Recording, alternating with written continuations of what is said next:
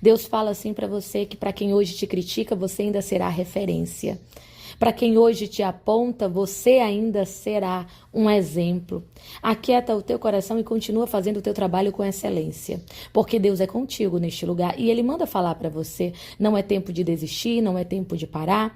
Muitas são as palavras contrárias, muitos dedos apontados, tentando fazer você desacreditar, não é verdade? Mas Deus olha para você nesta hora e fala: eu sou contigo, tenho investido na tua vida. Quem pensou que você seria um projeto fracassado vai ter que te ver triunfar.